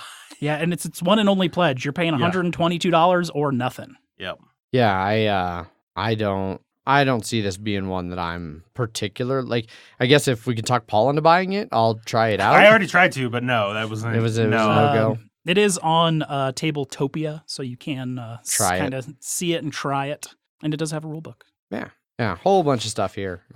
Slowly starting to unlock some stretch goals and stuff. But yeah, we'll see. I'm sure, there'll be more coverage of people actually playing that game. How many copies are going to be out in the wild and in retail, or is it just going to be I'll tell you backers? though, if I see it at Gen Con or Geekway to the or West, something like that. I'd totally play that thing in a library. Yeah. When's that shipping out, supposedly? December 2020? Something like that? I have it here somewhere. Way back up here at the top. Scroll. You could hit home on your keyboard. Hit the home button. That did nothing. It didn't take it home. That's to the top? Oh, that time it did. Okay. Estimated delivery September 2020. So about a year. So a year. Yeah. It's not too bad. Not terrible. Yeah. Maybe Gen Con next year. Yeah. That's Titan. So. Next up in Kickstarter is Everdell, Spirecrest, and Bellfaire. Spirecrest. Yep, that's what I wrote and read it wrong. Shocker, extremely well funded. $710,000 of its $30,000 goal. Over 8,000 backers. Just a week left to pledge this one, and its most popular pledge being $64 for both expansions. Yep. So this is 2 different expansions for Everdell. Kind of like a big one and a small one. Yeah. So the Spirecrest one, you're exploring this new like mountain range that's off away from the valley where you play. It has 42 new discovery cards, some big critter workers that have new abilities, 24 unique map tiles that you can explore, and 12 different weather cards that will affect the weather. As well as more stuff. And then in Bellfaire, it changes, it has a new player board. And there is new faction meeples. So if you want to be foxes or something like that. Oh. So it doesn't change anything except just your meeples, but there's new animal meeples for whatever faction you want to be. Hooray. Hooray. So in Bellfaire, you... which is the smaller of the two. It's the smaller one. It has a board replacement, so you don't have to have that giant fucking tree anymore. Which is... I like that idea. Getting rid of the tree, yes. Yeah. It also includes unique player powers for all 15 critter types, so the critter type does start to matter if you play with Bellfaire. Rules for playing with 5 to 6 players, 9 new special events, and 6 unique player boards to hold resources, workers, and more. And it makes sense why they would get rid of the big tree, because it works kind of okay if you're playing with 4 players, because you can just put it at one end of the table. If you're trying to play with 5 or 6, you're going to really need to get around that table. Somebody's going to have a giant fucking tree that blocks the entire board from them. And not counting the Pearl Brook or whatever expansion that adds a new sideboard in there. This mountain one is another new sideboard with the mountain board. I don't know where the mountain board goes. It's got a weird shape to it from the Spirecrest expansion. Yeah, I'm not sure either. Yeah. But I mean, if you like Everdell, this is more Everdell. I would be interested in trying it with the Spirecrest version. Like, I'm curious to see how that exploration mechanic works. Mm-hmm. Because like you're exploring different tiles and there's discovery cards and things that happen randomly, and stuff like that. So yeah, because you get the map tile, then you get 3 discovery cards. Yeah. To choose one of. Yeah, and so I'd be curious to see how that actually plays out. It seems like it might change the game up enough that maybe it'd be something I'd be interested in. Because some of the discovery cards even have like worker spots and stuff on them. Bellfaire, I don't think will change enough for me. I don't think that more players is anything that game needs. No, but I do like that it's going to have the faction-specific powers and... that's pretty cool. The replacement for the tree board in there. And then like player boards. I mean, just makes it a little easier to keep track of your stuff. And so one thing of note with this game, I feel like you didn't mention it, but I also wasn't paying too much attention. This is like one of the first ones I've seen that's going to be charging tax afterwards. Oh, really? I didn't notice that. So no, I definitely did not mention that. Okay. So it's after the campaign ends, you may be charged additional taxes or custom fees based on your region. And it's apparently due to crackdowns against tax fraud. Many countries are implementing stricter foreign customs laws. And so that means it can be anywhere from like the United States, like 2 to 6%, but like Canada, 12 to 15, or in in Europe, 19 to 20%. Yeah, I wonder if this has anything to do with like all the tariff stuffs we've talked about, and like who knows what tariffs are going to be games coming from China into the US in, next month or 6 months or a year or, who knows. But hey, Colorado, lowest at 2.9%. Well, there you go. Yeah. Oh yeah, it's by state even. Yeah. That's kind of weird. Yeah. Huh. Some states don't charge state tax, so yeah. Interesting. Tax and customs. Yep. The latest and hottest from Kickstarter. I was trying to find. I remember seeing a discussion about it and some of the reasons why, but I couldn't find it. So that's partially why I wasn't really talking during Everdell. But yeah. Doing research. And the tax is charged on the total purchase price, including shipping. So that includes if you're buying it from like a dicey country and you're getting everything and the shipping price is $133. Jeez. Yeah, the UK is 20%. They're the highest one I see on this board. But VAT taxes, it's always been high for the EU. So well, I mean, Death how long is the UK going to be in the EU? Who knows? I feel like literally nobody. Yeah. Least of all the government. Yeah. So yeah, that's Everdell, Spirecrest, and Bellfaire. If you want Everdell, here's some more Everdell. Yeah. I think that Pearlbrook expansion's just out, so that's probably why this Kickstarter is kicking around. Sounds about right. Yeah. Next up on Kickstarter is Root, the tabletop RPG. Shocker, extremely well funded. 275,000 of its $10,000 goal, just under 3,000 backers, but over 3 weeks left to pledge this one. Its most popular being $100 for both books and the special RPG satchel. Gotta get that satchel. Yeah. Gotta get it. I mean, we tried. That lion did not want to give up his testes. No, he did not. Jesus. Root, the tabletop role-playing game, is a role-playing game set in the world of Root, a game of woodland might and right. We should mention that you can just get PDFs of this for $20 for both books. There are cheap options. Yep. Even if you just want both books, it's only $75. It's $40 for the core book if you want just the hardcovers. Yep. So essentially in this game, it takes place in this world, which for those of you who aren't really aware, the whole theme behind Root is it's a warfare game where like different factions of the woodland critters in the forest are fighting for control of the forest. Which you streamed recently. Yes, which we did a 3-player stream of that last week. In like 35 minutes. It was a very quick stream. It was really? It was like an hour and 20 minutes. Oh, wow. Yeah. We might be doing another one on Monday. I completely forgot to talk to Paul or Blaze, but I might do a surprise stream tomorrow. We'll see. For those of you watching now on the live stream, for those of you listening, there might be a stream that you can watch. go look at on our Twitch channel.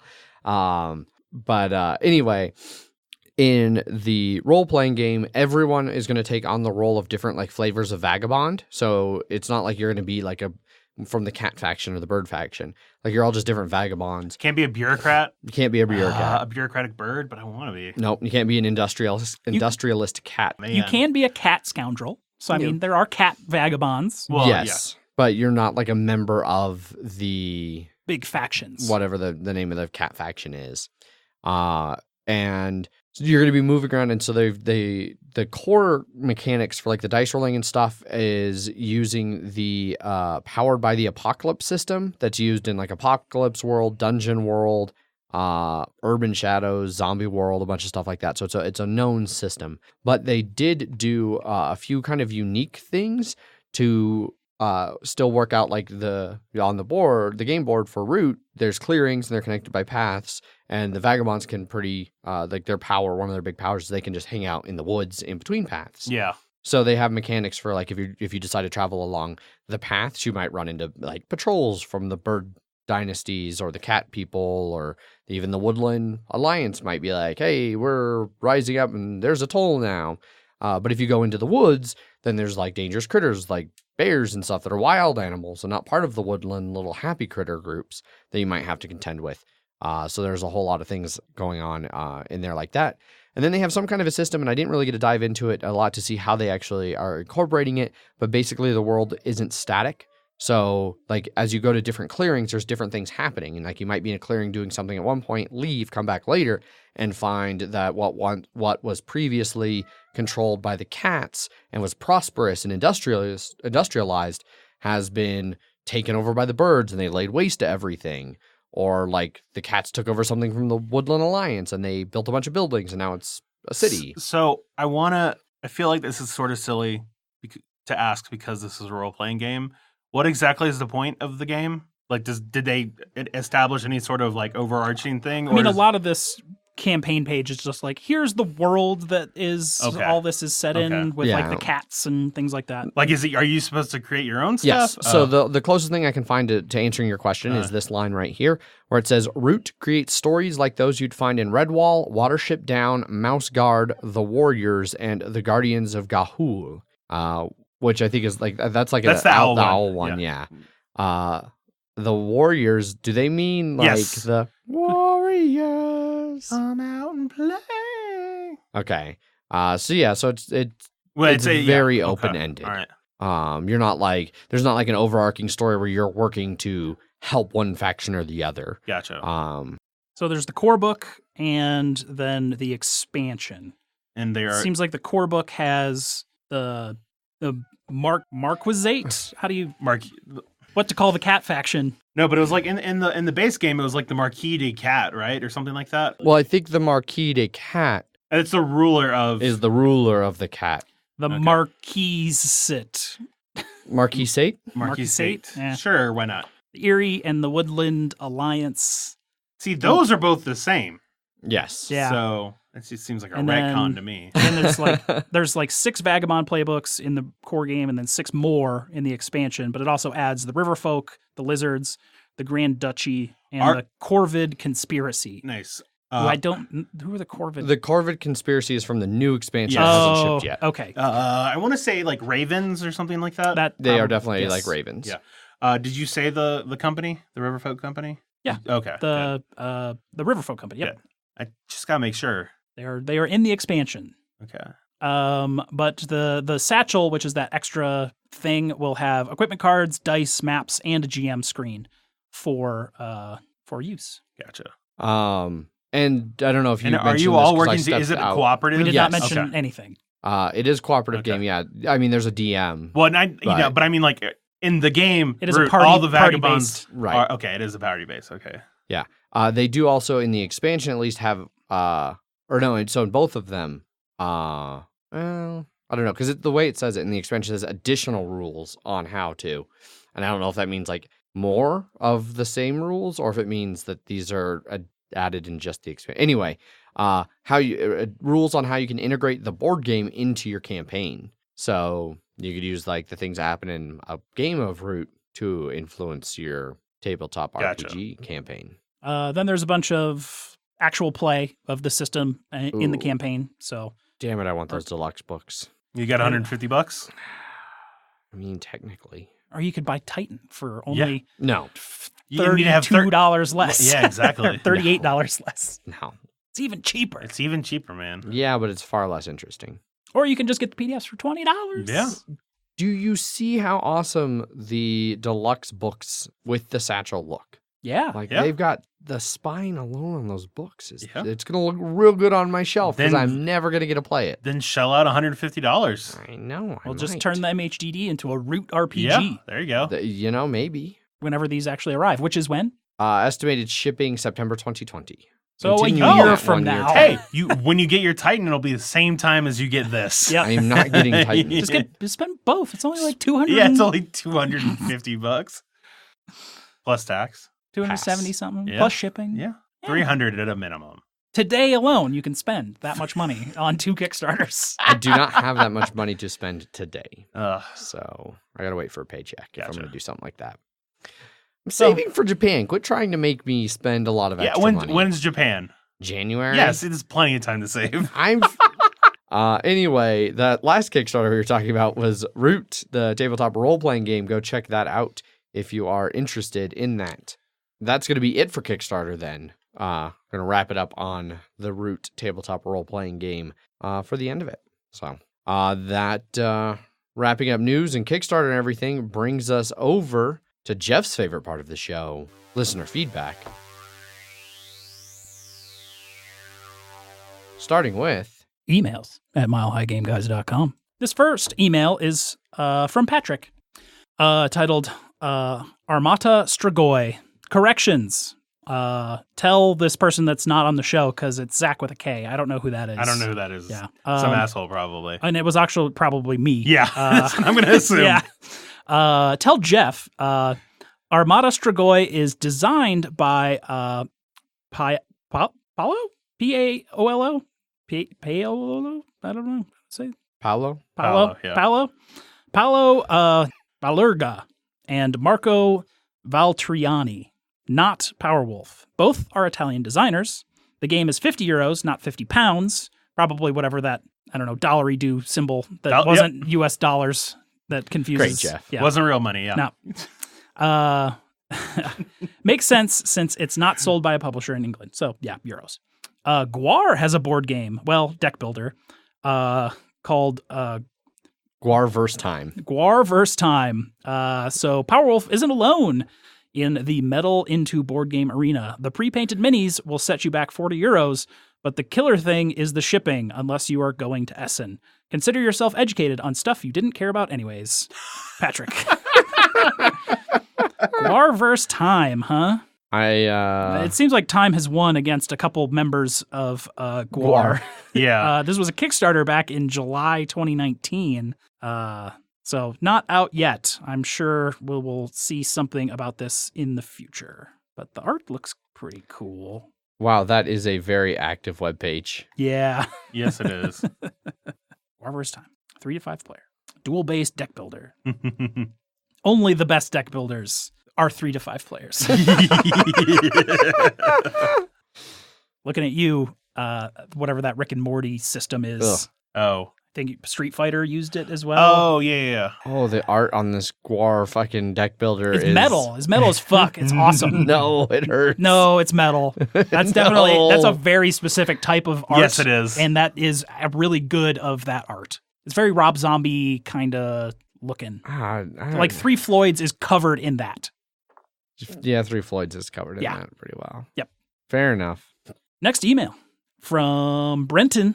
Epic new release. Hi, gents. Continuing through the episodes. This is a listener that's been going through the backlog. We're sorry. Correct. Yeah, right. Continuing through the episodes, currently up to 111, where I find myself having my first big no fuck you Adrian moment. First of many, I'm going to assume. A whiskey barrel aged stout with coffee, coconut, and almonds.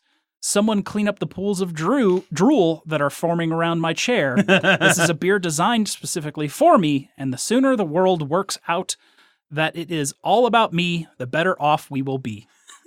Export the beer to Adelaide, Australia, post haste. Yeah, I can't say I've shipped to Australia before, so No. unfortunately, I don't think we distribute there. We were talking about Attempting to ship beer attempting there. to ship some beer. Yeah. Nothing ever came of it though. No. Yeah. That was probably the triple barrel? That was the Quadruple quad, probably. Oh, with almonds, yes. Because it quad. had almonds. Yeah. There's a quintuple now, but I don't remember what the fifth. Oh, there's a thing. quintuple? Okay. Yeah, I don't remember what the fifth thing I'm is. interested. No. Yeah, I'm not. I mean, I don't know. I don't think it'll be as good as the previous two. No. But I am interested in trying it. Yeah. Yeah. You can't help your palate. You're soft about the stout, like I'm soft because I like Caverna over Agricola, just because I like to have a bit of fun in games. Relevant references to episodes 110 and 111, but probably now forgotten in time. Yes, absolutely. Oh, yeah. That doesn't feel like 40 episodes ago, or 50 episodes ago at this point. Fucking year ago. Yeah. And no gaming recently. Major house renovations going on. Not everyone has worked out. Not everyone has worked out. It is all about me. Yeah. Cheers, Brenton. Well, whenever you hear this, Brenton, thanks. Yeah. Yeah. See you in a year worth of content. I don't know. It was like a couple months from his last one. So, years worth of content. Yeah. Years Right. worth of content. Right. Yeah. So in a couple months. Yeah. Yep. Because I don't so he was on. Nope, that's the wrong. There's his. Okay. So the last one he sent us was in August. So August a month 18th. ago. So about a month ago. And he was somewhere in the 80s? 70s. Just 70s moving to into the 80s. 80s. Just Yeah. moving into the 80s. So he's getting through about one a day. All A little, right. little under one a day. So he'll be caught up in like We 2 or have 3 months. So we he'll be have- caught up by the end of the year. We have plenty of content for people to listen to if Yeah. they want to fill their time listening to us in their ear holes. True. Yep. Which is still insane to me that people watch us. Yeah. Both watch and listen now. Yeah. Crazy talk. Give a shit about. Right? Yeah. So that wraps up the email portion. If you would like to send us an email, Emails at milehighgameguys.com. right up in that mic. Oh, yeah. We have more listener feedback, however, to get through. Some over on BGG. So this is from the Tapestry stream. This is from Phil. Hello, chaps. I'd be interested to hear your thoughts post-game. From what I've seen so far, this is a great Euro, but in my opinion, not a Civ builder. Having wanted a Civ game for a while and realizing this wouldn't be it, I have just sprung for a dented copy of Civilization: A New Dawn. It was a third off MSRP just because the box is dinged. Winning all around. Be seeing you. Yeah, definitely think that's a solid move. Yeah. And Civ New Dawn's good. It is good. It's still, if you want a Civilization game, it's not it. Like No. full, like that's why Tale Through the Ages or with the fucking, I don't know, the number 3 game on BGG or 4. Through the Ages. Through the Ages. Oh, yeah. I was thinking Roll Through the Ages. Yeah. For Sure. some reason. From Matt Lee. Yeah. Yes, that is probably the most fulfilling Civ game outside of like unless you need 4X Yeah. in yours, then it's like Twilight Imperium. I would hesitate to say Twilight Imperium's 4X. Yeah, I mean, I guess there's some exploring, but not Yeah. really. I mean, there is, like, if you use the tokens, you're exploring new worlds. but Tapestry is not a 4X game. No. No, definitely not. And yeah, it's And it is it's an engine. I feel, I don't even, yeah. the lightest of wispy engine building. Yeah. Technically a tableau builder as well. I Yeah. guess. Yeah. Again, just the lightest of light tableau building. The mechanics, I don't know. It's not a very light game, but the mechanics seem to be hard to contain in Yeah. words. Well, it does. It's so wispy. It's just going up in the air that you're just like, I just gotta grab it. No. It's definitely a game I think where it talking about Tapestry Mhm. is more than the sum of its parts. Yes. The parts are all just like really light dabbles and a bunch of different mechanics. It But feels the like, way they yeah. came together, I think, really actually came out. Yeah, pretty it neat. feels like after playing the game a second time, I felt my decisions mattered more than the first time I played. Oh, yeah, for sure. Which is why I did way worse. Hey, I did too. So And I mean, at this time, at least, no one got in any other person's way for trying to get the most points that they needed. no, I got in my own way. Does that count? Yeah, I definitely got in my own way. Yeah, I didn't hand Zach 20 points in this game. No, you did not. we didn't get your feet cut out from under you by another No. faction. No. That's it from BGG. Yes, it is. Cool. We have 2 new comments over on YouTube in Paulo's corner. The first one is from episode 159, Knocking Balls. A whole lot of balls got knocked around in that episode. I spent at least 4 hours in a game knocking balls around. Yeah. So Paulo says, you can count on me, guys. I can hold the game for you, provided I can play it. I don't even know what game it is, but I would play it. It is a playmat. It is not a game. Was it just a playmat? We were talking about like hot potatoing the fucking playmat because it wasn't shipping to the US until you went to the Area Con in like 2 years. Yeah. That's right. So yeah, if you decide to go for it, we can get it to Portugal. No. There was a new contender, new participant over in Paulo's corner for the other comment here. And this comes from our live play of Game of Thrones, which I finally got edited together and uploaded onto YouTube, all like 6 hours and change. But this is from Toppin WP, and he says, who is the best house and who is the worst? I'm asking for your personal opinion. I think the Starks are a really solid house in Game of Thrones. I haven't played enough with Mother of Dragons to say whether I think they're still the best, but they don't start in the strongest position, but they're so damn isolated. They can do a lot to build up before anybody really fucks with them. In the base game, because the expansions turn the time to later in the book series. Yes. To where they're not quite... They don't have Eddard anymore. No, they don't. Yeah, he did. But out of the base set, I think generally the Greyjoys are thought to be the weakest. But they're like, or at least difficult to play. I can see difficult to play. I really enjoyed playing them each time. You just have to you can't just get fucked by both the Lannisters and the Starks, because then you're just fucked. Now, what if it was super Lannisters and Starks? Well, what if it was the Lannisters and Starks? The Lannisters were controlled by the Starks. And then there was twice as many of the Lannisters. Yes. Yeah. Yeah. And they start with 3 ships right next to you. Yeah. There's nothing you can really do about that. No. So no. You just needed it, not the Starks, to get it. Yeah. You needed the Baratheons to be there. Yes. And they weren't. No. Just like they weren't really there for the Starks in the series either. Yeah. No, but like the Greyjoys are my favorite ones to play because of how aggressive you can, like how you can really control the seas if you can get established. Yeah. And as we talked about a little bit at the end of the stream, sea control is stupid powerful in that game. Yeah. Like you can just launch troops all around the world just immediately if you have good ocean control. Yeah. I hate playing against the Martells just because I know they have that one card that'll just drop you down on a track. And it's just like every time you're just like, I want to bid high and I want to get this, but then I don't want to fucking go anywhere near the Martells because they're going to knock me down, and I'm going to have spent all that power, all those power tokens for nothing. Yeah. Thankfully, the Martells were not anywhere near anyone that was on the top of the boards. That's true. It was like no, I was just Stark Greyjoy like 1 and 2 almost the whole game. We never bid on the tracks. That was the problem. I was mainly fighting the frickin' Targaryens, the mother of dragons, who's permanently at last. And it's like, my best card, fucking useless. Yeah, no, it worked out great for us. Yeah. I'm sure it did. Yeah. So yeah, Greyjoys are challenging. Yes. Yeah. But I haven't played enough with second edition or the other factions to really know what's they all have little interesting things, but like I don't like playing, like my least favorite to play as is probably the Lannisters. Yeah. If Paul was here, I know he would say fuck the Tyrells. He really hated the Tyrells. Yeah. So. But then he also hates the Baratheons too, but I like I don't know. They all suck. They all suck. Unless you're winning with them. And then they're the best. Not wrong. All right. I think that wraps up all of our listener feedback. Yes. We do have Twitch feedback. Ooh. As a new thing. Great. I guess. Okay. Andrew would like to know, the Boyd would like to know when we're going to steam the curtains. As soon as we find someone that has a steamer. I personally am with May. The wrinkles have grown on me. I don't know if it's Stockholm Syndrome. She thinks it's Stockholm Syndrome. For me, it's just, I will do anything to justify my laziness.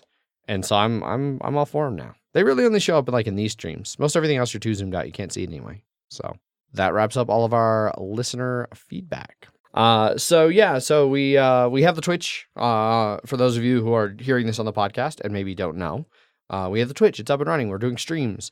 I'd be surprised if you didn't know because we've talked about it a lot. But and what's the Twitch? What is it? Twitch.tv/MHGameGuys. Okay. And so this is coming out on Wednesday, the 25th-ish, I think, if I have my days right. And so Correct. Friday the 27th, we are going to be streaming the what was previously the Friday podcast episodes. We're going to now live stream them when we do them on Friday. And for the most part, like reviews, we probably won't, but we'll have like a stream where we had played that game. Yes. Yeah. We'll do something like that. But then the Friday, what used to be the Friday podcast episode, well, if we do a stream on Friday, the audio will be released like the Monday. There will be no more Friday podcast episodes. Correct. It will just be a Monday. If we have an extra one, it will be on a Monday. Yeah. So. And this will be a week when that happens. So you're listening to this on Wednesday. The following Monday, there will be an episode that we are going to live stream the recording on Friday. And it is our top 10 because this is 160. We're moving into the 160s. And so, on the zeros, we do top 10s. And this one, we are going to do the top 10 games we probably should have played by now. Yep. And so we're all... So on Friday, you can watch us record and live stream. Yep. And there will be... And there will be a podcast episode on Friday. On Monday. Monday. Yes. There you go. Yeah. For your ear holes. For your ear holes. And then the following week, I believe, we will be doing the actual review of Tapestry. But that Friday or on that Sunday. We're not sure exactly. That's for us. Yeah. Like, it would be released on the Monday. It will be released on Monday. We'll be back to for the next 2 weeks. Maybe 3 weeks. But for sure 2 weeks. I'm announcing 2 weeks. We'll be back to doing 2 podcasts during the week, and then there will also be the streams and things. So we have not given up on being most podcasts. No. Just all the content. No.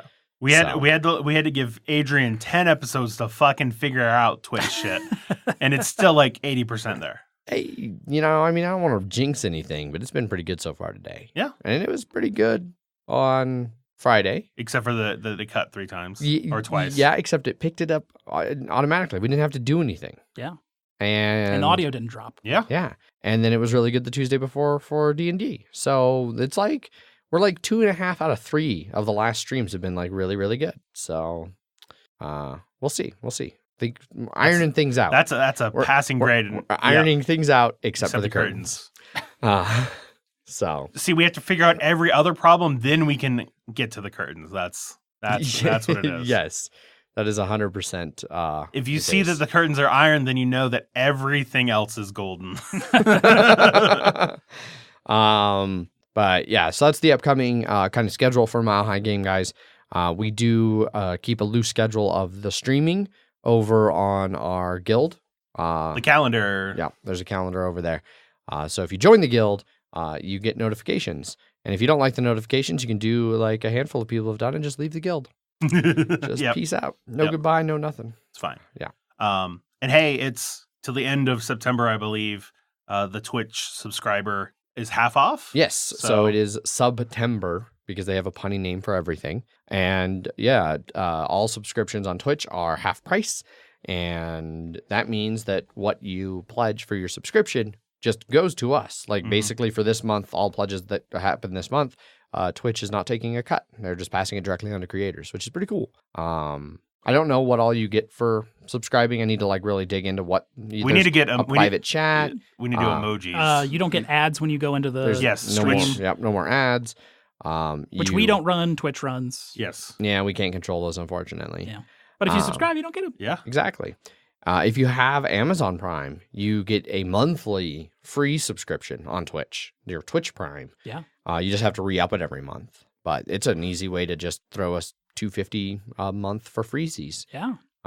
If you want to go that route. So, yeah. If you have Amazon Prime, you have Twitch Prime. Yep. Mm-hmm.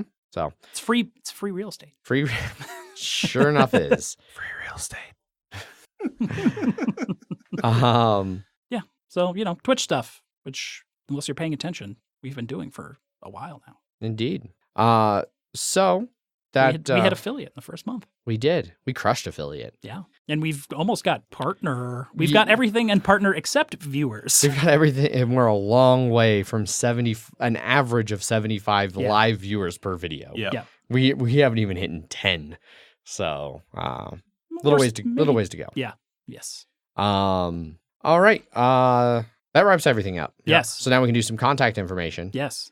If you want to get hold of us, you can always send us emails. Emails at milehighgameguys.com. You can also follow us over on Twitter, where I tweet under @MHGameGuys. I am Zach_MHGG. I am Jeff_MHGG. We have our Board Game Geek Guild, guild number 2731, where we do weekly episode posts where you can go leave feedback both before and after episodes about what you thought about them. And as we just mentioned, there's also the calendar over there for the streaming stuff. What games and things we're going to stream and when. The when is heavily asterisked, like plus or minus an hour and a half from the time we announced there. We haven't gotten that dialed down yet, but we're getting there. Sometimes earlier. But that's all over at our Board Game Geek Guild, guild number 2731. The Twitch stuff, if you want to watch us stream pretty much everything we've recorded lately, has also been streamed concurrently, and that happens over at twitch.tv/MHGameGuys. Our YouTube channel does not have a handy little link that I can just read off. Because we're not big enough yet? Because we're not big enough yet. We are at like 70 subscribers over on YouTube. We need 100.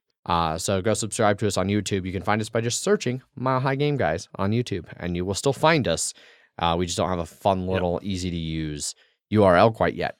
That's where you get the previous streams, and then we do have the edited podcasts from there on there too. With no video for those. But all the game streams and everything we do is over there. Yep. You could also find us on Facebook and Instagram, both /Mile High Game Guys. I posted on Instagram the other day. Ooh, what'd you post? Tapestry. Nice. Ooh. Yeah. I took pictures of Tapestry meaning to post them, but I did not. I've taken pictures of many things meaning to post that I never do. Yeah. Me too. That's the Mile High Game Guys way. I think we haven't posted on Instagram since 2017. That sounds about right. Yeah, that's accurate. And I think it was just a picture of like you and Megan and something game related. Sounds about right. Definitely seems accurate. Yep. And last but not least, you can always jump over to our website, milehighgameguys.com, for show notes that include things like the news items and Kickstarters that we talk about. Yes, that is Megan and I and some people in Vegas very drunk. And I know now why that was on Instagram, because they had a thing on the ticker tape thing up above where it's like, submit your picture to Instagram and have a chance to win $1,000 at this casino. Gotcha. And it was like, all right. Anyhow, jump over to the website, milehighgameguys.com, for show notes that include links to everything like the Kickstarters and the news items that we talk about, things like that. There's also links at the bottom to a bunch of useful stuff like the Twitch channel, our Slack channel, which is very active and full of awesome people, and you can come talk about all sorts of different things, sports, movies, video games, board games, all of that shit. You can even join the news and politics channel and argue with Paul about guns. So don't do that. Or That's don't do also that. fine. Or yell at them until they stop. Yeah. There's also a link to our Patreon, patreon.com/milehighgameguys, where you can support the show, which all of this streaming, all of the new studio and the audio upgrades, like all of that has come very much directly thanks to our patron supporters. Yes. You guys have been awesome. You've supported us way more than we ever anticipated when we launched. Very true. Launched With our the Patreon. Nalgene bottles and goblets. Mm-hmm. Well, yeah, I mean, even back then we weren't even thinking about a Patreon. And then when we did, we were like, well, maybe we can get like $20 a month to cover some hosting fees. We should probably redo our We Patreon video. absolutely need to redo both the intro and thanking video over on Patreon. It's going to be getting an update. That's I actually have now a list of some things that I'm trying to work through, and that is on the list to go through and just completely update the Patreon. Yeah, we super appreciate all of our listeners who have chosen to support us over there, and we appreciate all of you who just support us by listening to the episode. Yes. That's also really nice. None of this would have happened if people never listened to it. If the Nalgene episodes had not gotten a dozen downloads, we probably would have quit. Yeah. But that pretty much wraps up all of our contact information as well. So we can start to bring this whole thing down to a close. And as always on our Wednesday episodes, we like to take this time to thank our awesome sponsors, Gray Fox Games, for sponsoring the show. They've been our sponsor for a while now. Their latest Kickstarter, After the Empire, is wrapping up like Wednesday morning, like Wednesday day. You've got just a few more hours if you are listening to this like right away on Wednesday to jump over there and check out After the Empire, their latest Kickstarter. It is now almost $100,000, over 1,000 backers. It's doing very well. So you get a little time to jump over there, look through it. Almost 1,200 backers. Almost 1,200 backers. Yes. That is also over 1,000 backers. And it seems like it will be Thursday, September 26th at 4 p.m. Mountain Daylight Time. Mine said 3 days, and I'm like, it's Sunday, so Monday, Tuesday, Wednesday. So you have all day Wednesday and a little bit of time on Thursday to go check that out. So go do it. Go look at it, see if it sounds like something that interested you. And they've got 3 more unlocks at 100,000. So they're just a couple thousand away. We'll see if they get there. Jeff, do you have a prepared statement for our sponsors? As is tradition. Gray Fox Games, quality games, cleverly crafted. Also, the chain of retaliation is what truly binds this world together as one. I'd buy that. Sounds about right. All about that retaliation. All right. That does officially bring everything to a close. And I've worked a 12-hour shift today, so I'm ready for bed. You guys both have to get up in the morning and start your work weeks, so I'm sure you're ready for bed. Also true. So I think we're going to stick a pin in it and say we're done. As always, I have been your host, Adrian. I am still Zach. And I'm What the Jeff? Bye. Bye. Bye.